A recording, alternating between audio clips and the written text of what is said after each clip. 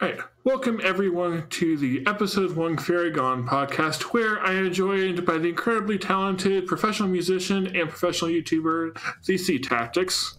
Hi, instead of watching WrestleMania, I am here talking to all of you beautiful people. And let me tell you, they just started the show with Brock Lesnar versus Seth Rollins, and I can't tell if watching this over that is a mistake, but I have my good friend Rising here.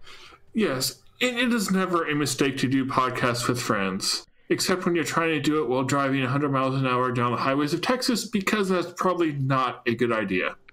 Also, it's hot in my room, so if you hear anything in the background, then that's likely the fan that's going on, because it's hot. It's hot. But I put some background music on this stream. So, Ooh. if it's too loud or if it's too low, tell me. I'll be able to adjust it. Or if you hear the fan, if you're like, hey, C-Tactics, shut up, your fan sucks, I'll be like, well, I guess I gotta raise that background music a little bit. You should somehow turn your fan into the background music. I don't know how that would work, but I'm sure we can figure out a way. I'm sure I can write something to that. Yeah. So, yeah, episode 1 of Fairy Gone, it was honestly kind of mediocre, but we wanted to give it a try. It looked like it could be cool action. So, do you have like the episode summary thing? Yes, Fairy Gone episode 1, Ash Covered Girl, which is a pretty cool title for an episode, actually. Marley and Veronica are the survivors of Suna, I believe is the name, which is, I guess, their hometown, but were separated at, I put at birth here. They weren't, they were separated during the war. And after, the war ends, Free, the guy with the sword, becomes a former, he is a former soldier. He definitely does become, my God, this is terrible. And I'm just going to read what I wrote. And Free is a former soldier on the losing side working at Dorothea. Veronica shows up to steal the Black Fairy Tome, where Marla just so happens to be. But when Marlia confronts Veronica and makes her escape, Marlia then joins Free in finding Veronica. My God, this episode has... Listen, my biggest qualm in this episode isn't like what I saw necessarily. It was how I saw it, because the pacing was not good. Yeah, like, this is not how you have a good episode. Like, I can tell the concepts are there where it could be interesting, but, like, I walk away from that first episode and I'm like, why should I watch more? I didn't get the feeling like that necessarily, where it's like, why should I watch more of this? I got the feeling of what is the reason for making this? Like, this concept is interesting. It's different. It's almost refreshing, because it looks so much like a different anime that you wouldn't usually see. Yeah, it's like the whole historical kind of fantasy war thing is new, and then it feels like the fairies are just something like a new mechanic on top of that. I think the only other anime that I know of that has done it is Izetta the Last Witch, which is a bad show. Very bad show. If you like it, you like it. But I dropped it after one episode. I dropped after like 4. It was just, the power scaling was out of control. And I don't think that will be the case for this. I don't think there will be like a really prevalent power scaling issue. Yeah, and I can see it just being like cool action with the people who have fairies and them fighting each other, which admittedly I thought the fairies were pretty cool with all that. So I think the CGI was not good in this, and I don't think the CGI models were good either. But I think those same models would have been better if they did them in 2D. And I realize that's probably not possible. Well, I think part of the reason they might be trying it 3D is just to have the fairies just look out of place in this world. Like, I've seen other anime do stuff like that. Mm-hmm. This anime, I talked about like how different this kind of like tone and look of the show is from other anime. It kind of reminds me of BioShock Infinite, because the main character looks like Elizabeth from BioShock Infinite, and it has that kind of old-timey, like 1940s 1940s, 1930s, 20s, kind of, down in Virginia, religious folk kind of thing. Okay, I can see that. And we have a comment from Ichinut asking, was the first episode bad? I wouldn't say it's bad. It's heavily flawed. I'll say this. I wasn't bored during it. And I wasn't disappointed either. And I wasn't I was whelmed, I guess. It's perfectly whelmed. Because I don't think there's anything that was like super boring, nor was there anything that made me question like, what is wrong with this anime? Why does this exist? Why are they doing these things? Like a certain other show you've talked about. This kind of reminds me in terms of its pacing a little bit like Kokoku. I don't know if you've seen Kokoku. Oh yes, that one. That show was boring. Like it went on, and it would like have its moments of like really cool, like interesting stuff, but it would never have any action. It would just be a bunch of talking, and I like, once again, if you like that, you like that, but for me it wasn't a thing that I liked, and I just found it boring. I didn't find Kokoku bad. I found it boring, and that's the worst thing an anime can do, in my opinion, or any kind of piece of entertainment, is bore you. This doesn't bore me. That's a plus. But at the same time, when you're saying that about an anime, is that a bad thing or a good thing to say that about an anime? It's the best thing about the show is that it's not boring. That doesn't say much for the show. Right. It's not a ringing endorsement, right? Right. And it's like there have been a ton of anime lately that have like really stood out to me as this is awesome, I have to watch it. Which makes you look at a show like this, it's okay, I'd say. And like, okay, why do I want to spend more time watching something that's merely okay? Right. I'm not sure. After this first episode, there are a lot of issues I've had. I can just name them off the top of my head. For one, they had like this corny Japanese rock music in it, and I'm like, okay, I get why you're putting this here. The execution, though, is not good. This is the first episode, and I'm already getting, like, mid-2000s The Matrix, like, awful score vibe. Like, this isn't what you want to have. And I did like the music, but it felt, like, out of place for when they played it. Like, it felt like it could have worked if it was more like the action-heavy scene, but they started playing it after the action had mostly stopped. You know what? This is what it felt like. It felt like those really awfully produced Funimation VHS and DVD releases of the Dragon Ball Z movies. I don't know if you've seen those, but they would have special guest artists in there. They'd have a bunch of new metal. So they have like Disturbed and Deftones, and technically good new metal, but still new metal in a Dragon Ball Z film in the middle of an action scene with Broly and Goku. I don't want to see that. I don't want to hear. Well, I don't want to see it. Definitely don't want to see it. Don't want to hear it. Rather, it seems like thrown in out of place, and it just felt like they got an endorsement from the Warner Bros. Music, and they were like, "Yo, put this music in there to promote our stuff, and we'll promote your stuff in return." Right, and going back to the music for this show specifically, it was also the same band who did the music for Grimgar of Fantasy and Ash, and it's the same like creator of both series. So I think the creator and the band have probably like worked together. I wouldn't doubt that. Is it Elements Garden that did the music for this? No, it's No Name. No Name. Never heard of them. I liked how they used it in Grimgar because it fit the different scenes, added like a cool style to it. And this time it just did not have that same effect. Right. Besides the corny rock music, it seems there's just a lot of coincidences happening, both in like logic and in the story. So like an example of this is Veronica and Marlia both being there at the same time. Oh yeah, how just so happened that these two characters met after so long. Right. And it feels like there's no build up to that, and I feel like it would have been better if this whole first episode was just Marlia and Free talking about the mechanics of the world. They basically, the whole first like couple scenes are just just explaining the mechanics of the world in this really like slapdash effort to try and get it out of the way so we can get to the Veronica Marlia thing. Yeah, that could have been good, like, because they had more naturally woven the mechanics into, like, a first episode, get us to know Marlia and Free, and then the second episode had Veronica show up.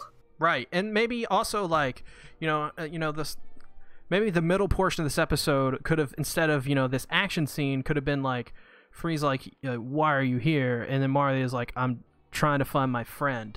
Her name's Veronica. And then we show a flashback. Like when Free and Marlia were talking, how it just seemed like they were just like Marlia did not know anything about like what was going on, like, and it feel like they were forgetting stuff, which made me wonder, does it actually mean something? But then they just kind of glossed over it. It felt. Yeah, and I think that's probably going to be covered in the next couple episodes. But it might be. The other coincidence is that they explain like these primordial fairies, which is, I guess, how the humans get these fairy powers, which is cool. Like, that's super, like fairies and magic in this world that's like kind of also like World War I, World War II kind of tone to it. And I like that. That's super cool. It's different. But the issue is when to get Marlia to get a primordial fairy inside of her. Oh God, tone or phrasing. God dang. Don't worry, we'll quote this against and use it against you later. Oh jeez. To get that to happen, Veronica, she has like this shield like of her like primordial fairy thing. And then the guy starts shooting at the thing and it blocks the bullet like 5 times, and one of the bullets ricochets and randomly hits the fairy thing. It just so happens to get out, and like, by the way, the fairy, like the jar fairy thing, is like a really far ways away from Marlia, I'm pretty sure. Like, it's... Yeah, I'm not sure, but maybe. It may have been a different jar, but the one they established is the one that was in the back, and they are out in the front. Oh yeah, so like, how did the bullet like hit something in the back for her to like be close enough to get the fairy? Right, and I may have been seeing this wrong, but as far as I'm okay. I may actually be wrong about this because I am writing notes while I am watching this episode the first time. I don't do a second rewatch when I'm doing stuff for these, so I will miss stuff. And we also realize that your notes sometimes don't make sense. Yes, because my handwriting is about as accurate as a blind badger. I see. So yeah, I type notes, so at least they're legible. They're probably spelled incorrectly. But and she also, like, for some reason, she makes Marlia makes like a jumps at the primordial fairy. Oh yeah, I was like, I thought that might be she was trying to save it so it couldn't get out, though I don't know why she would. They're in a building. It's gonna take a while for it to get out, and yeah, I guess I don't know why she did that too, because like, do the fairies need protection? It doesn't seem like it. Or was she trying to like get the fairies' power? Did she mean to do that? I guarantee you that they're gonna have to explain in the next episode that they were being careless by not explaining how they captured them, because I guarantee you there's like a certain thing of these things are captured a certain way, and you would think, like, say in case a security guard, you knock this over by accident, this is how you deal with this. Yeah, because it's like this thing could happen on a regular enough basis that they would want to be prepared for it if they're security guards. Some of oh man, there's so much stuff in this episode. So apparently Marlia joined the Mafia to find Veronica.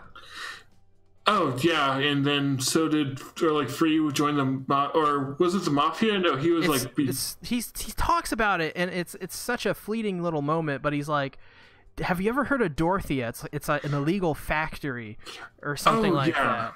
It was that's who they're actually working for. But he says illegal factory.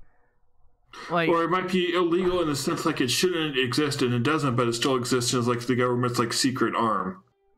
I have no idea. They didn't. It's not really. That one is just not explained well at all. I assume that will be cleared up in the next episode, which I fully expect the show to get better in the next episode. Like with the way this first episode started, it's not gonna be as bad as this. Like it kind of has to be better. Like if the director is as good as people say he is, the next episode will be better. How much better? I don't know. Well, it's like, oh, well, yeah, I don't know what all this guy did, but it seems strange that he would make an anime like so mediocre. It's also just the way they wrote the episode. It's just, I feel like everything has to be cleared up by the next episode. Cause, yeah, there's a lot of, like, they spend a lot of time explaining things, but then they don't explain the things that matter. It's a lot of, this whole first episode is a lot of coincidences, and I don't like that. Yeah, and I feel like if they do focus on, like, Marlia's and Veronica's relationship, that could be really interesting. Right, and I also want to say, I like Marlia, Veronica, and Free. I don't like Marlia as much as the other two, but, like, Veronica's pretty cool. She's got this cool, like, knife assassin thing going on. That looks cool. She's cool. And, like, how she fights with her knife to, like, cause her wounds so her fairy can get in there and basically kill them. Yeah, she's also a murderer as well. She's like a cold-blooded murderer, which is a cool... They touch on that. This is a good part of the episode. They touch on that when Marlia... when Free and Veronica go outside and continue their fight, and Marlia is like... She shoots at them to stop. Yeah. And then Veronica's like, I'm not the person that you think I am. Yeah, so like a cold pass or like becoming colder over time. Right. And Veronica has that child that Veronica used to be is completely gone. And that is completely fairy gone. Ha ha. And of course. Good puns. And I like that. That's a cool little, like, you know, layer to have to these characters' relationship. Marlia is still relatively she's aged, but she's kind of like that same person she was as a kid. Yeah, she's still like kind of innocent, hopeful, all that. Yeah, she still has those same values. Well, we don't really know if she's innocent or hopeful at this point. We don't know much about Marlia, I guess, but you would. Yeah, I think you're supposed to get that idea. Like, she's a good person, I guess. Yeah, definitely. And I like that dynamic between the two characters. Like they got split up, and Veronica went a different way. Marlia went a different way. Marlia has been searching for Veronica this whole time. That's super interesting. And I also like the whole like backdrop of the war thing too. Yes, like how that, like all the damage it caused and is continuing to cause even though it's over. Right. The war caused these two to be separated, and guess who's with Marlia now? A person who was in the war on the losing side. Right, so like how will that affect them now that they've lost? Will they like try to get revenge or just continue living? It actually reminds me of Gintama with that. Isn't Gintama a comedy? Most of the time. Most of the time. But yes, the main characters in Gintama were on the losing end of a war. Do you think this will have a romance? I don't think it really fits what they've shown so far. I think they may do it, and I don't think. I think there's a good possibility it may happen between, you know, the two girls or Free and Marlia. I was gonna say Free and Marlia would make the most sense, but the two girls, that'd be Yuri, so some people would like that. Satsuki the Savage. Subscribe to him. Yep, subscribe to Satsuki the Savage. His link is not in the description, though probably should be. I don't know if they're gonna have that definitively, but I think they'll put it in there. I don't think it needs it. I think the show would actually would get more clogged up with a romance. It feels like the relationship could be platonic and still be really good, like how they are both dealing with the war and everything that's happened since then. Right. Why can't things be platonic? Yeah, exactly. They don't have to always be lewd and stuff. Yeah, they don't have to always want to bang each other. Yes. Actually, not between the two girls. Lol. Wishful thinking. No. Red Rodriguez asks, so is this anime a pass? It's tough to say. For now, I'd say it's a wait and see. Yeah, I would not. Don't go out of your way to watch this. There are other things I would recommend more.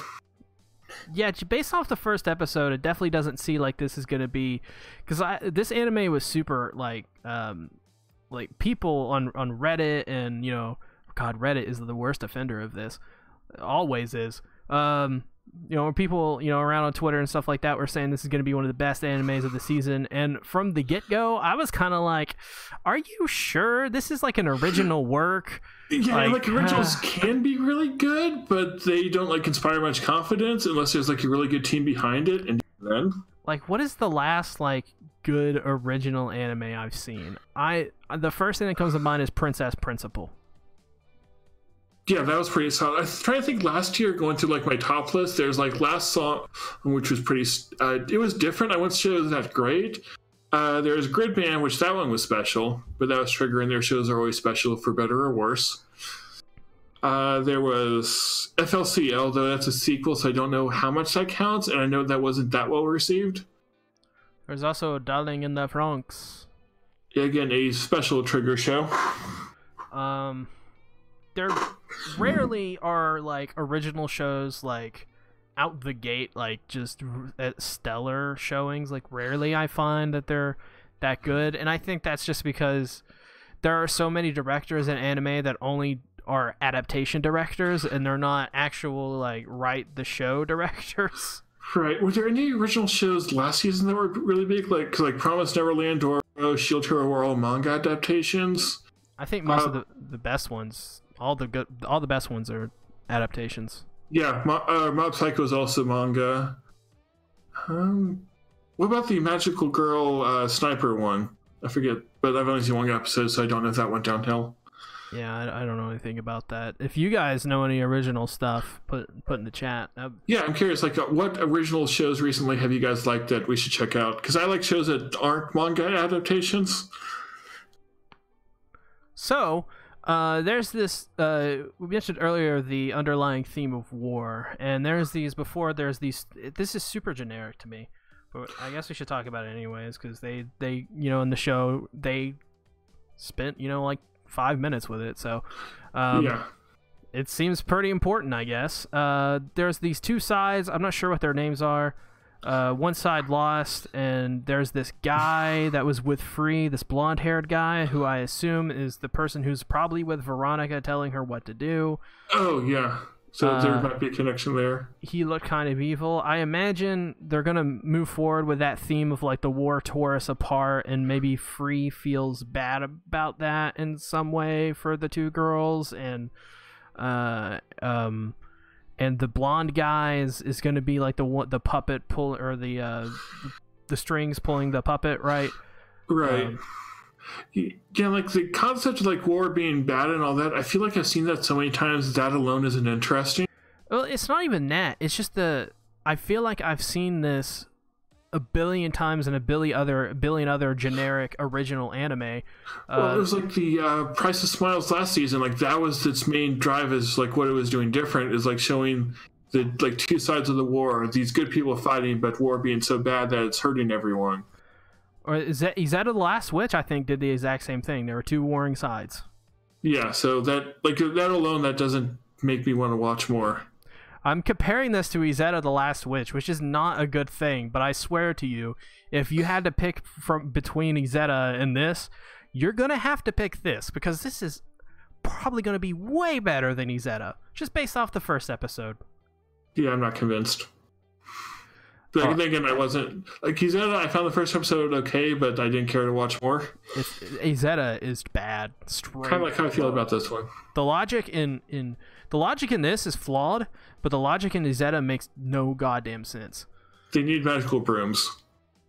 Well, I think in Izetta she rides a sniper rifle, a PTRS 41. I'm pretty sure. You can also have that. That's a cool visual though. More Sympho gears. It's a cool visual, though, of a girl riding a PTRS. Exactly. Like, how many girls do you know who ride those? Phrasing? That could take, yeah. Either way. This show, honestly, like, I can't, like, say it's compelling in the least.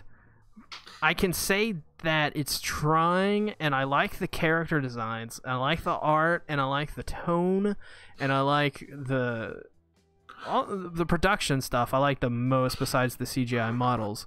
And I like the idea of what this story is trying to achieve, but the execution is really lacking right now, and I don't think, based off this first episode, I don't think that it can recover enough to be an anime that I can go out there and absolutely recommend.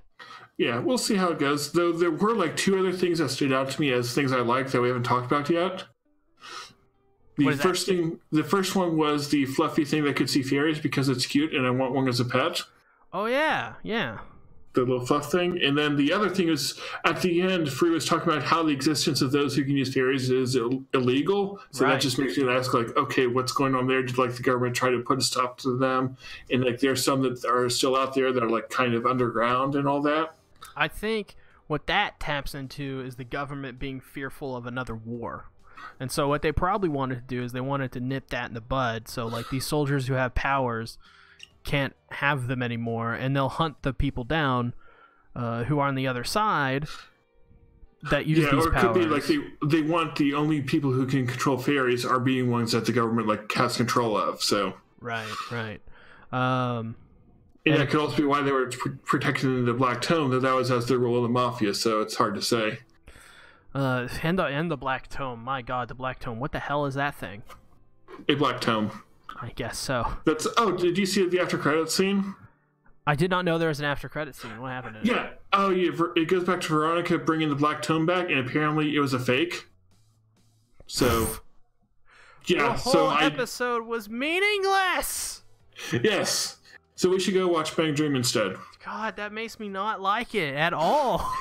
Yeah, so and like you saw like Veronica's face, how like she kind of seemed disappointed, but not overly. So that was like, yeah.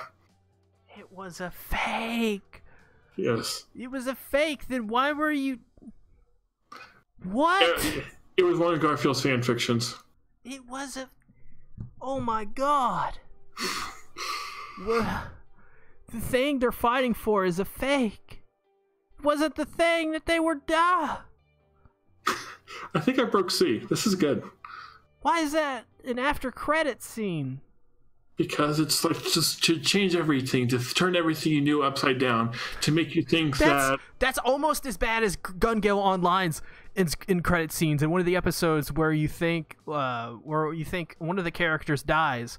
And you're like, oh, the ending's happening now, and like it shows the character like getting shot, and the ending credits go, and I was like, oh, I'm done with this, and I went to go do my episodic coverage of that GGO episode, and I get in the comments, you know, I'm like just lambasting this anime, like they just killed this character for like literally no reason, and I'm like, watch just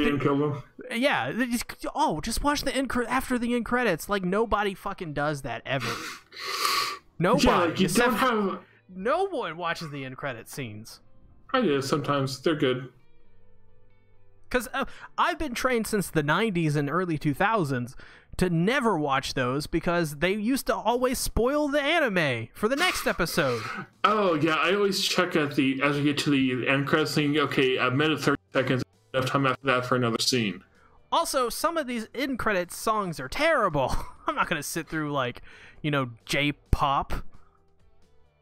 Yeah, that's why you just skip to a minute 30 in advance, unless it's Kill la Kill when you have the lolly cut off the ending.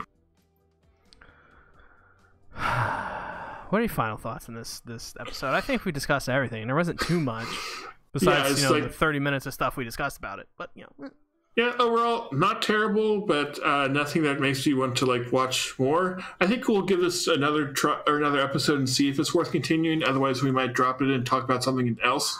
Yeah, put down some ideas in the chats, in the comment section. Just, you know, there's no guarantee we'll cover it. Just things you're interested in, and then we'll pick the one we agree on, I guess. Yeah, so give us suggestions, but don't put Fruits Basket because we're covering that over on C-Tactics channel, so go watch that podcast if you're not. Over on my Bento channel. Yes, links somewhere. New channel, there's a link to both his channels in the description, along with PewDiePie's channel. Right, yes, PewDiePie. along with a link to C's Discord, where we hang out, post funny screenshots, and weird things happen. Yes, and so the first episode of the Fruits Basket podcast is up there on my Bento channel. Ecchi Nut says Kimetsu no Yaiba. I think he recommended that before Rising. I'd be fine with that because we're also covering it on the King of Anime podcast. So yes, and I'm about to have a video be posted somewhere related to Kimetsu no Yaiba, so I definitely like that one. It's also got the best character in the whole world with the best dialogue, Netsuko. I can relate to her so much. I was flailing my arms. I was doing my best Netsuko impression. Okay, you should record that next time. I just love how she's just like, the guy's holding on to her, and she's just rah, rah, like she's trying her best. Yeah, trying to like do stuff, and then he had that thing, then he did that, and then spoilers for that show. Yep. Or what if we cover weekly? No, that's where I'd rather watch this weekly. In fact, I probably will watch this like 4 episodes into it if we end up dropping it anyways, because I want to see where it goes. I kind of want to watch more because I'm curious about things. I know I'm weird.